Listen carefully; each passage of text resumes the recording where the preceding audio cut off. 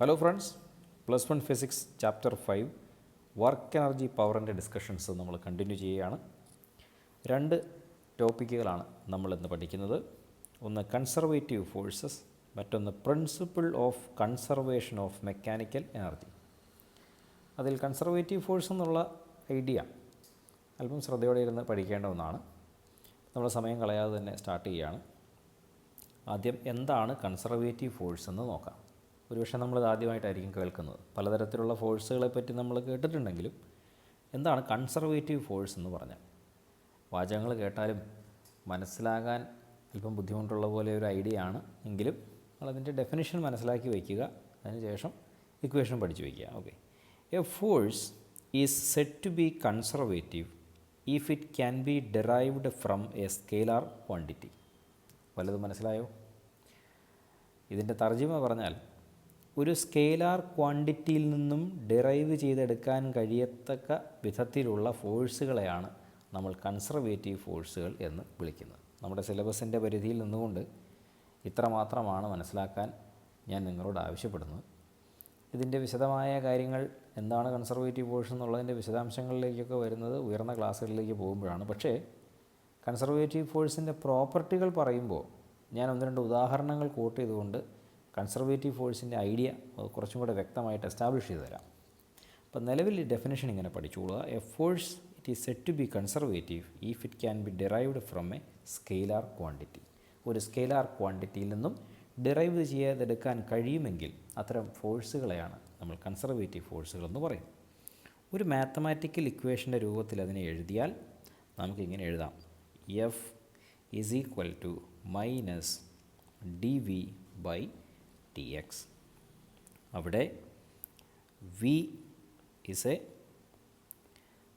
Scalar quantity.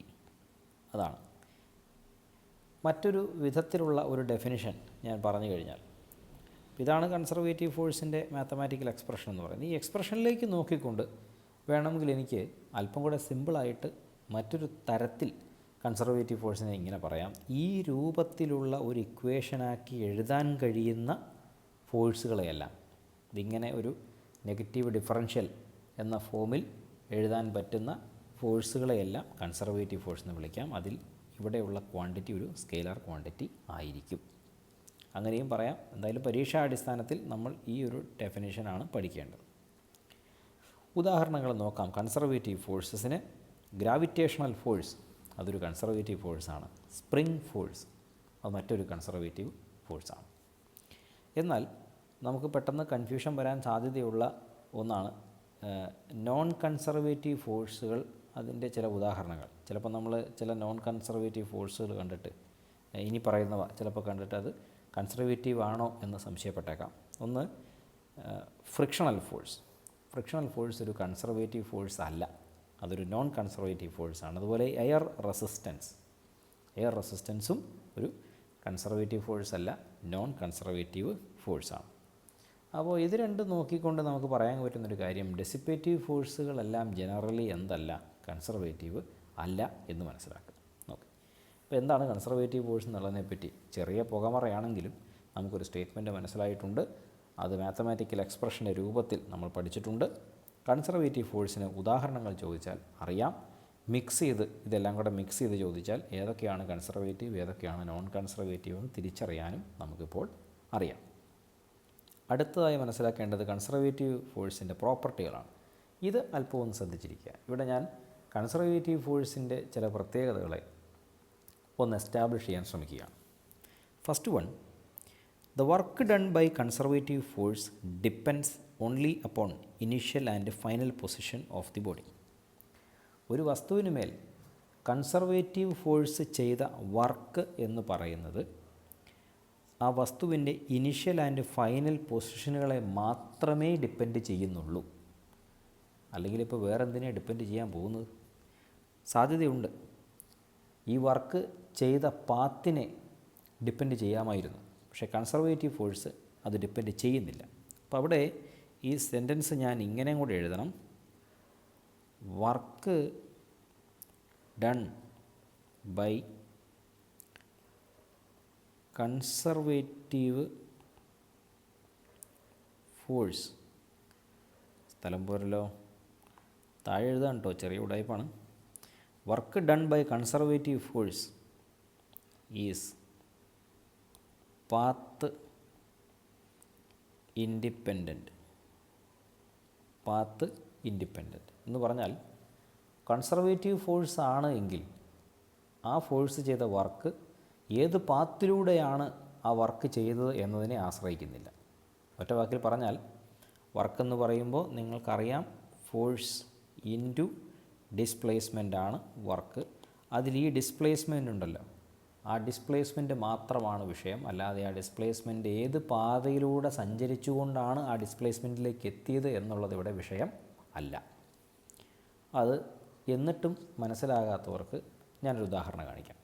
നമ്മൾ പഠിച്ച conservative ഫോഴ്സിൻ്റെ ഒരു ഉദാഹരണം എന്ന് പറയുന്നത് ഗ്രാവിറ്റേഷണൽ ഫോഴ്സാണ്.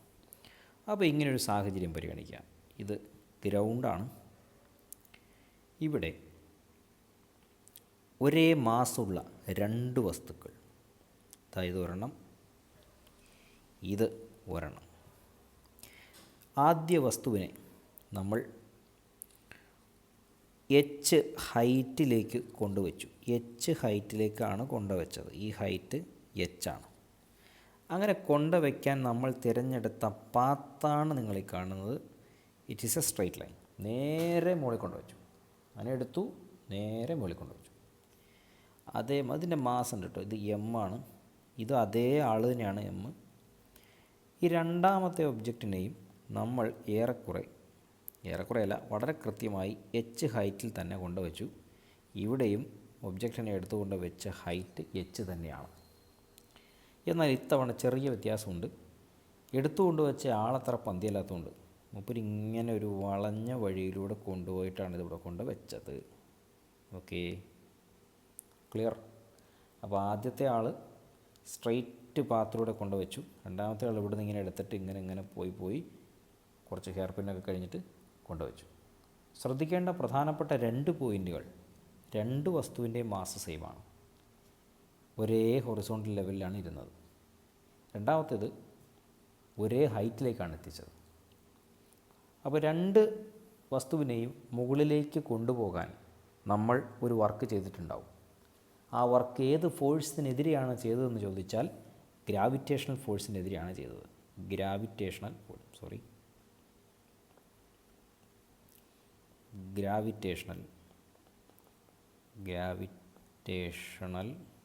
ഫോഴ്സ്. ആ ഫോഴ്സ് താഴേക്കാണ്. ആ ഫോഴ്സിനെതിരെ ഒരു ഫോഴ്സ് കൊടുത്തുകൊണ്ടാണ് നമ്മൾ ഈ രണ്ട് ഒബ്ജക്റ്റിനെയും മുകളിലേക്ക് കൊണ്ടുവച്ചത്. രണ്ടും രണ്ട് പാത്തിലാണെന്ന് മാത്രം. ആ ഗ്രാവിറ്റേഷണൽ ഫോഴ്സ് വിശേഷാൽ ഒരു കൺസർവേറ്റീവ് ഫോഴ്സാണെന്ന് നമുക്കറിയാം. കൺസർവേറ്റീവ് ഫോഴ്സാണ്. ഈ ഗ്രാവിറ്റേഷണൽ ഫോഴ്സിൻ്റെ അത്രയും തന്നെ അളവിൽ തിരിച്ചും ഫോഴ്സ് കൊടുത്താലല്ലേ വിത്തൗട്ട് ആക്സലറേഷൻ നമുക്ക് ഈ ഒബ്ജക്റ്റിനെ എച്ച് ഹൈറ്റിലേക്ക് കൊണ്ടുപോകാൻ പറ്റും. അതാണ് നമ്മൾ ചെയ്തത് ബേസിക്കലി. അപ്പോൾ ഈ ഗ്രാവിറ്റേഷണൽ ഫോഴ്സ് ചെയ്ത വർക്കെന്ന് തന്നെ വേണമെങ്കിൽ ഇതിനെ പറയാം. കാരണം അത്രയും തന്നെ മാഗ്നിറ്റ്യൂഡിലാണ് നമ്മളും ഫോഴ്സ് കൊടുത്തത്. ഡയറക്ഷൻ മാത്രമേ മാറ്റമുള്ളൂ. ഒബ്ജക്റ്റ് ആക്സലറേറ്റ് ചെയ്തിട്ടില്ല. വളരെ യൂണിഫോം മോഷനിൽ ആണ് നമ്മളിതിനെ എച്ച് ഹൈറ്റിൽ കൊണ്ട് വെച്ചത്. അപ്പോൾ ഈ രണ്ട് കേസിലും മുകളിൽ എത്തിക്കഴിഞ്ഞപ്പോഴുള്ള ഒബ്ജക്റ്റിൻ്റെ ഗ്രാവിറ്റേഷണൽ പൊട്ടൻഷ്യൽ എനർജി എത്രയാണെന്ന് നോക്കുക. ഇവിടെ V = mgh വളരെ വിശദമായി കഴിഞ്ഞ വീഡിയോ ക്ലാസ്സിൽ നമ്മൾ പഠിച്ചതാണ്. ഈ രണ്ടാമത്തെ ഒബ്ജക്റ്റ് നോക്കൂ. ഇത് ഓക്കെ, ഇത് നമുക്ക് മനസ്സിലായി. ഇവിടെ എന്താ സംഭവിക്കുന്നത്? ഇവിടെയും ഈ ഒബ്ജക്റ്റിൻ്റെ മേലുള്ള ഗ്രാവിറ്റേഷണൽ പൊട്ടൻഷ്യൽ എനർജി എന്ന് പറയുന്നത് V = എന്ത് തന്നെയാണ്? mgh തന്നെയാണ്. അതാണ് ഇതിൻ്റെ ഹൈലൈറ്റ്. ഈ ഗ്രാവിറ്റേഷണൽ പൊട്ടൻഷ്യൽ എനർജി എവിടെ നിന്നാണ് വന്നത്? അത് താഴെ ഇരുന്ന ഈ വസ്തുവിനെ ചുമന്ന് മുകളിൽ കയറ്റാനായി നമ്മൾ ചെയ്ത വർക്കാണ്. ആ വർക്കാണ് ഈ വസ്തുവിൽ ഗ്രാവിറ്റേഷണൽ പൊട്ടൻഷ്യൽ എനർജിയായി സ്റ്റോർ ചെയ്യപ്പെട്ടത്. ആ ഗ്രാവിറ്റേഷണൽ പൊട്ടൻഷ്യൽ എനർജി ഒന്നായിട്ടാണ് കിട്ടിയതെങ്കിൽ രണ്ട് വസ്തുക്കളെയും ഇവിടെ നിന്നും എച്ച് ഹൈറ്റിലേക്ക് എത്തിക്കാൻ നമ്മൾ ചെയ്ത വർക്കും സെയിം ആണെന്നല്ലേ മനസ്സിലാക്കേണ്ടത്. എന്ന് പറഞ്ഞാൽ നമ്മൾ ചെയ്തത് ഏത് പാത്തിലൂടെയാണെങ്കിലും, നമ്മളുടെ വർക്ക് ഏത് പാത്തിലൂടെ പോയാലും അൾട്ടിമേറ്റ്ലി ഗ്രാവിറ്റേഷണൽ പൊട്ടൻഷ്യൽ എനർജി അല്ലെങ്കിൽ നമ്മൾ ചെയ്ത വർക്ക് ഡിപ്പെൻഡ് ചെയ്യുന്നത് ഒരേ ഒരു ഘടകത്തെയാണ്, എച്ച്. എച്ച് എന്നും പറഞ്ഞാൽ പോരാ, the initial point and the final point. അതാണ് എഴുതി വെച്ചിരിക്കുന്നത്. Work done by conservative force, gravitational force ചെയ്ത വർക്ക്. ആ വർക്ക് എന്നല്ല അവിടെ എഴുതിയിരിക്കുന്നതേ ഉള്ളൂ, പൊട്ടൻഷ്യൽ എനർജി ആയിട്ടാണ് എഴുതിയിരിക്കുന്നത്. ആ വർക്ക് തന്നെയാണ് പൊട്ടൻഷ്യൽ എനർജിയായി സ്റ്റോർ ചെയ്യപ്പെട്ടിട്ടുള്ളത് എന്ന് നമുക്ക് അറിയാവുന്നതാണ്. അപ്പോൾ ആ work done by conservative force depends only on initial and final positions. ഏത് പാത്ത് എന്നുള്ളത് ഇവിടെ വിഷയം അല്ല. ഓക്കെ, ഐഡിയ ക്ലിയറായെന്ന് ഞാൻ വിചാരിക്കുന്നുണ്ടോ? രണ്ടാമത്തെ പോയിന്റ് നോക്കുക. Work done by conservative force in a cyclic process is zero. Cyclic process എന്താണെന്നുള്ളതാണ് അടുത്ത പ്രശ്നം. അങ്ങനെ ഒരു സൈക്ലിക് പ്രോസസ്സിൽ കൺസർവേറ്റീവ് ഫോഴ്സ് ചെയ്ത വർക്ക് എത്രയാകുന്നു? 0 ആകുന്നു. അതൊന്ന് എക്സ്പ്ലെയിൻ ചെയ്യാം. ഇവിടെ ഒരു ഗ്രൗണ്ട് പരിഗണിച്ചിട്ടുണ്ട്. നമ്മുടെ മാസ് ഇവിടെ ഇരിക്കുന്നുണ്ട് കേട്ടോ. അതിൻ്റെ മാസ് നേരത്തെ പറഞ്ഞത് തന്നെയാണ്, മാറ്റമൊന്നുമില്ല, എം ആണ്. അത് ഗ്രൗണ്ടിലിരിക്കുകയാണ്. നമ്മൾ അവനെ എച്ച് ഹൈറ്റിലേക്ക് കൊണ്ടുപോകുന്നു. രണ്ടാമത്തെ ഫിഗറിൽ ഈ ദൂരമാണെന്ത്? എച്ച് ആണേ, എച്ച് ഹൈറ്റ്. ചെയ്തതാണ് മര്യാദയ്ക്ക് താഴെ ഗ്രൗണ്ടിലിരുന്ന സാധനമാണ്. നമ്മളത് ഇങ്ങനൊരു പാതയിലൂടെ എടുത്ത് ഇവിടെ കൊണ്ടുപോയിട്ട് അവിടെ വെച്ചിട്ടില്ല. അവിടെ നിന്ന് അത് കറക്കിയെടുത്ത് തിരിച്ച് എടുത്തെടുത്ത് തന്നെ കൊണ്ട് വെച്ചു. എന്നാൽ പിന്നെ എടുക്കണമായിരുന്നോ എന്നൊരു ചോദ്യമുണ്ട്. എടുത്തു കേട്ടോ. കാരണം സൈക്ലിക് പ്രോസസ്സ് ചെയ്യേണ്ടത് നമ്മുടെ ആവശ്യമായിപ്പോയി. അതുകൊണ്ട് നമ്മൾ ഈ കാണുന്ന മാസിനെ ഇങ്ങനൊരു പാതയിലൂടെ എടുത്ത് എച്ച് ഹൈറ്റിൽ കൊണ്ടുപോയിട്ട് അവിടെ ഹോൾഡ് ചെയ്തിട്ടൊന്നുമില്ല, അവിടെ വെച്ചുകൊണ്ടിരുന്നിട്ടൊന്നുമില്ല, അങ്ങനെ തിരിച്ച് എടുത്തെടുത്ത് തന്നെ കൊണ്ട് തിരിച്ചു വെച്ചു. This is an example of A cyclic process. നമ്മൾ ഇവിടെ ഈ വസ്തുവിനെ എച്ച് ഹൈറ്റിലേക്ക് എന്തായാലും കൊണ്ടുപോയി എന്നുള്ളതൊരു പച്ച പരമാർത്ഥമാണ്. അതിനുവേണ്ടി എന്തായാലും നമ്മൾ വർക്ക് ചെയ്യണം എന്നുള്ളതും നമ്മുടെ ഒരു സത്യാവസ്ഥയാണ്. ആ വർക്ക് ചെയ്തുകൊണ്ട് നമ്മൾ ഇവനെ എടുത്ത് ഇവിടെ കൊണ്ടുപോയിട്ട് തിരിച്ച് അതേപോലെ താഴെ കൊണ്ടുവച്ചു. അങ്ങനെ താഴെ കൊണ്ടുവയ്ക്കുമ്പോൾ താഴെ വന്നേ ആ വസ്തുവിൻ്റെ ഗ്രാവിറ്റേഷണൽ പൊട്ടൻഷ്യൽ എനർജി ഇപ്പോൾ എത്രയാണെന്ന് ചോദിച്ചാൽ എന്താ എഴുതേണ്ടത്? V = 0 എന്ന് എഴുതണം. കാരണം ഇക്വേഷൻ ഇതായിരുന്നു, V = mgh. എടുത്ത് മുകളിൽ കൊണ്ടുപോയിട്ട് തിരിച്ച് അവിടെ തന്നെ വെച്ചു. എച്ചിൻ്റെ വാല്യൂ എത്രയായി? 0 ആയി. അതുകൊണ്ട് V = 0 ആണ്. അപ്പോൾ നമ്മൾ ഈ വർക്ക് ചെയ്തത് കൺസർവേറ്റീവ് ഫോഴ്സായ ഗ്രാവിറ്റേഷൻ ഫോഴ്സിനെതിരെയാണ്. വിത്തൗട്ട് ആക്സലറേഷനാണ് വസ്തുവിനെ ചലിപ്പിച്ചത്. അതുകൊണ്ട് തന്നെ ഈ വർക്ക് ഗ്രാവിറ്റേഷൻ ഫോഴ്സ് ചെയ്ത വർക്കെന്ന് തന്നെ പറയാം. അതുകൊണ്ടൊരു സൈക്ലിക് പ്രോസസ്സിൽ ഒരു കൺസർവേറ്റീവ് ഫോഴ്സ് ചെയ്ത വർക്ക് എത്രയാവുന്നു? 0 ആവുന്നു. ഞാനിവിടെ പൊട്ടൻഷ്യൽ എനർജി 0 ആണെന്നാണ് എഴുതിയിരിക്കുന്നത്. നമുക്ക് എനർജിയും വർക്കും ഏറെക്കുറെ ഒരേ സങ്കല്പങ്ങളാണെന്ന് അറിയാം എന്നുള്ളതുകൊണ്ട് വർക്ക് തന്നെയാണിത്, ദാറ്റ് ഈസ് 0. അപ്പോൾ ഈ കൺസർവേറ്റീവ് ഫോഴ്സിൻ്റെ 2 പ്രോപ്പർട്ടികൾ പ്രധാനപ്പെട്ട ഐഡിയ ഉണ്ടോ മനസ്സിലായെന്ന് ഞാൻ വിചാരിക്കുകയാണ്. ഓക്കെ, അടുത്തത് ഇതുമായി ബന്ധപ്പെട്ടിട്ടുള്ള ഒരു പ്രധാനപ്പെട്ട ലോ ആണ്, that is principle of conservation of mechanical energy. Principle of conservation of mechanical energy. അപ്പോൾ അത് പറയുന്നതിന് മുമ്പ് മെക്കാനിക്കൽ എനർജി എന്താണ് എന്നുള്ളതിനെപ്പറ്റി ഒരു ചെറിയ ഐഡിയ തരാം. വളരെ സിമ്പിളായിട്ട് പറഞ്ഞാൽ, ഏറ്റവും സിമ്പിൾ സെൻസിൽ പറഞ്ഞാൽ, mechanical energy is equal to kinetic energy plus potential energy of all sort എന്നും കൂടെ ഞാൻ പറയും. ഒരു വാലറ്റ്, ഒരു ടൈലൻറ്റും കൂടെ കൊടുക്കും, ഓൾ സോർട്ട്. ഇതെന്താ മനസ്സിലാക്കേണ്ടതെന്ന് ചോദിച്ചാൽ, ഒരു വസ്തുവിന് മേലുള്ള എല്ലാ തരത്തിലുള്ള കൈനറ്റിക് എനർജികളുടെയും പൊട്ടൻഷ്യൽ എനർജികളുടെയും സമ്മിനെയാണ് നമ്മൾ എന്ത് പറയുക? മെക്കാനിക്കൽ എനർജി എന്ന് പറയുക. ഏറ്റവും സിമ്പിളായ മീനിങ് ആണ് കേട്ടോ. അത് മനസ്സിൽ വെച്ചുകൊണ്ട് എന്താണ് കൺസർവേഷൻ ഓഫ് മെക്കാനിക്കൽ എനർജി എന്ന് നോക്കാം. The principle of conservation of mechanical energy states that the total mechanical energy of a system is conserved if the force doing work on it are conservative. അതായത് ഒരു വസ്തുവിന് മേൽ work ചെയ്യുന്ന ഫോഴ്സുകൾ conservative ആണെങ്കിൽ, ആണല്ലോ നമ്മൾ നേരത്തെ ഒരു മാസ് എടുത്ത് മുകളിൽ കൊണ്ടുപോയില്ലല്ലോ, ഈ മാസിന് മേൽ ചെയ്യപ്പെട്ട വർക്ക്, അത് ചെയ്ത ഫോഴ്സ്, ആ ഫോഴ്സ് ഏത് തന്നെയായിരുന്നു? ഗ്രാവിറ്റേഷൻ ഫോഴ്സ് തന്നെയായിരുന്നു. ഗ്രാവിറ്റേഷൻ ഫോഴ്സ് ഒരു കൺസർവേറ്റീവ് ഫോഴ്സ് ആണല്ലോ. അങ്ങനെയാണെങ്കിൽ, അങ്ങനെ ഒരു വസ്തുവിന് മേൽ ചെയ്യപ്പെടുന്ന വർക്ക്, അല്ലെങ്കിൽ ഒരു വസ്തുവിന് മേൽ വർക്ക് ചെയ്ത ഫോഴ്സ് കൺസർവേറ്റീവ് ഫോഴ്സ് ആണെങ്കിൽ, ആ വസ്തുവിൻ്റെ ടോട്ടൽ മെക്കാനിക്കൽ എനർജി കൺസർവ്ഡ് ആയിരിക്കും, അല്ലെങ്കിൽ കോൺസ്റ്റൻ്റ് ആയിരിക്കും എന്നാണ് പറയുക. അപ്പോൾ അത് വേണമെങ്കിൽ മാത്തമാറ്റിക്കലി ഞാൻ ഇങ്ങനെ എഴുതി കാണിച്ചു തരാം. Mechanical energy is equal to constant. if എപ്പോൾ വർക്ക് ഡൺ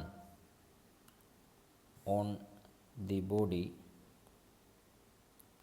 സോറി എന്താണത് എഴുതി വച്ചിരിക്കുന്നത്, on the body is work done on the body is by a conservative force. ഒരു കൺസർവേറ്റീവ് ഫോഴ്സാണ് നമ്മുടെ വസ്തുവിന് മേൽ വർക്ക് ചെയ്തതെങ്കിൽ മെക്കാനിക്കൽ എനർജി കോൺസ്റ്റൻ്റ് എന്ന് എഴുതാം. ഇതല്ലാട്ടോ ഡെഫിനിഷൻ. ഇത് ഡെഫിനിഷൻ അല്ല, ഇത് മനസ്സിലാകാൻ പറഞ്ഞു എന്ന് മാത്രമേ ഉള്ളൂ. ഇതാണ് ഡെഫിനിഷൻ, ഇതാണ് പരീക്ഷയ്ക്ക് എഴുതേണ്ടത്. ഓക്കെ, അപ്പോൾ എന്താണ് കൺസർവേഷൻ ഓഫ് മെക്കാനിക്കൽ എനർജി എന്ന് സ്റ്റേറ്റ്മെൻറ്റ് പഠിച്ചു. അത് ക്ലിയർ ആകാൻ അടുത്ത വീഡിയോ ക്ലാസ്സിൽ നമുക്കൊരു എക്സാമ്പിൾ തന്നെ പഠിക്കാം. ആ എക്സാമ്പിൾ പരീക്ഷയ്ക്ക് ചിലപ്പോൾ ചോദിക്കാൻ സാധ്യതയുണ്ട്. അപ്പോൾ ആ എക്സാമ്പിൾ തന്നെ നോക്കിക്കൊണ്ട് നമുക്ക് ഒരു റിയൽ വേൾഡ് കേസ് എടുത്തുകൊണ്ട് നമുക്കത് ഈ law principle of conservation of mechanical energy കുറേ കൂടെ വിശദമായിട്ട് മനസ്സിലാക്കാൻ പറ്റും. അപ്പോൾ അതെന്തായാലും അടുത്ത ക്ലാസ്സിൽ ഡിസ്കസ് ചെയ്യുന്നുള്ളൂ, അല്ലെങ്കിൽ നമ്മുടെ വീഡിയോ അനന്തമായി നീണ്ടുപോകും. അപ്പോൾ ഇത്ര മാത്രമാണ് ഇന്നത്തെ ക്ലാസ്സിൽ പഠിപ്പിക്കുന്നത്. എന്തെങ്കിലും സംശയങ്ങളുണ്ടെങ്കിൽ താഴെ കമൻറ്റ് ബോക്സിൽ അറിയിക്കാം. കൂടുതൽ ടോപ്പിക്സുമായിട്ട് വീണ്ടും കാണാം. നന്നായി പഠിക്കുക. Thank you.